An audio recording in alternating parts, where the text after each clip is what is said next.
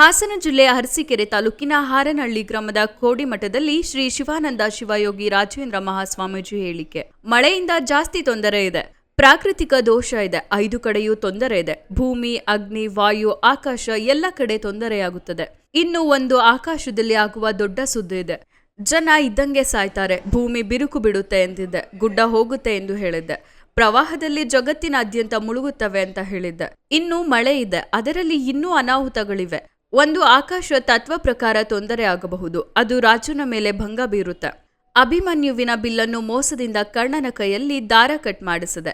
ಭಾರತದಲ್ಲಿ ಕೃಷ್ಣ ಇದ್ದ. ಗದಾಯುದ್ಧದಲ್ಲಿ ಭೀಮ ಗೆದ್ದ. ಇದೀಗ ಕೃಷ್ಣ ಇಲ್ಲದೆ ದುರ್ಯೋಧನ ಗೆಲ್ತಾನೆ.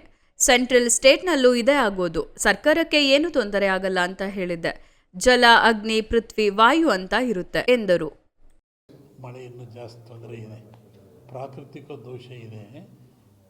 ನಾನು ಹೇಳಿದ್ದನ್ನೆಲ್ಲ 5 ಕಡೆಯಲ್ಲೂ ತೊಂದರೆ. ಭೂಮಿ, ಅಗ್ನಿ, ವಾಯು, ಆಕಾಶ ಎಲ್ಲ ಕಡೆಗೂ ಆಗ್ತಾ ಇದೆ. ಇನ್ನೂ ಒಂದು ದೊಡ್ಡ ಆಕಾಶದಲ್ಲಿ ಆಗೋ ಸುದ್ದಿ ಇದೆ. ಹೇಳಿದ ಜನ ಇದ್ದಾಗಲೇ ಸಾಯ್ತಾರೆ ಅಂದೆ. ಭೂಮಿ ಬಿರುಕಿಸ್ಬಿಡುತ್ತೆ ಅಂದೆ. ಗುಡ್ಡ ಹೋಗುತ್ತೆ ಅಂತ ಹೇಳಿದೆ ನಾನು. ಪ್ರವಾಹಗಳು ಜಗತ್ತಿನಾದ್ಯಂತ ಮುಳುಗ್ತವೆ ಅಂತ ಹೇಳಿದೆ ನಾನು. ಅದರಲ್ಲಿ ಈ ಕರ್ನಾಟಕದಲ್ಲಿ ಹೇಳಿದೆ. ಇನ್ನೂ ಮಳೆ ಇದೆ. ಅದರಲ್ಲಿ ಇನ್ನೂ ಅನಾಹುತ ಇದೆ. ಒಂದು ಆಕಾಶ ತತ್ವ ಪ್ರಕಾರ ತೊಂದರೆ ಆಗ್ಬೋದು. ಅದು ರಾಜನ ಮೇಲೆ ಭಂಗ ಬೀರ್ತಾರೆ.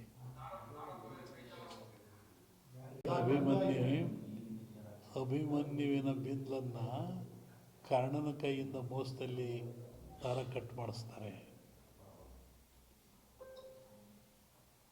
ಮಹಾಭಾರತದಲ್ಲಿ ಕೃಷ್ಣ ಇದ್ದ. ಗದಾಯುದ್ಧದಲ್ಲಿ ಭೀಮ ಗೆದ್ದ. ಈಗ ಕೃಷ್ಣ ಎಲ್ಲ ದುರ್ಯೋಧನ ಗೆಲ್ತಾನೆ ಅಂತ ಹೇಳಿದ್ದೀನಿ. ಅದು ಅರ್ಥ ಹೇಳ್ತೀನಿ ಆಮೇಲೆ ನಾನೇನು ಅಂತ. ಇದೇ ಆಗೋದು. ಸೆಂಟ್ರಲ್ಲೂ ಇದ್ದಾನೆ, ಸ್ಟೇಟು ಇದ್ದಾನೆ. ಅದಕ್ಕೆ ಮೊದಲು ಹೇಳಿದ್ದೆ ಸರ್ಕಾರಕ್ಕೆ ಏನು ತೊಂದರೆ ಆಗಲ್ಲ ಅಂತ ಹೇಳಿದ್ದೆ ನಾನು. ಅದು ಇದ್ದು ಹೇಳಿದ್ದೆ ಹೇಳ್ಬೇಕಾದ್ರೆ. ಜಲ, ಅಗ್ನಿ, ಪೃಥ್ವಿ, ವಾಯು ಅಂತ ಇರ್ತದೆ. ಅದು ಮೊದಲಿಂದ ರೂಢಿ ಇರಬೇಕು. ಒಂದೇ ಸರಿ ಮಾಡೋಕ್ಕಾಗಲ್ಲ ಅದನ್ನು. ಇದು ಪಂಚಾಗ್ನಿ ಅಂತ ಒಂದು ಚೌಕ ಇರುತ್ತೆ. ಇಷ್ಟದಪ್ಪ ಗುಡ್ಡದಲ್ಲಿ ಗಟ್ಟಿ ಕೆಂಡ ಹಾಕ್ತಾರೆ. ತಲೆ ಮೇಲೆ ಬರುತ್ತೆ 5. ಆ ಮಧ್ಯದಲ್ಲಿ ಬಾಳೆ ಎಲೆ ಮೇಲೆ ಕೂತ್ಕೊಂಡು ನಾವೇನು ಯೋಚನೆ ಮಾಡ್ಕೊಂಡು ಜಪ 3 ತಾಸು ಮಾಡ್ತೀವಿ, ಅದು ಅರ್ಥವಾಗುತ್ತೆ. ಅವಾಗಲೇ ಇದು ಅರ್ಧ ಆಗಲಿಲ್ಲ. ಒಂದು ಗೌರವದ ಭಂಗ ಅಂತ ಆಯಿತು.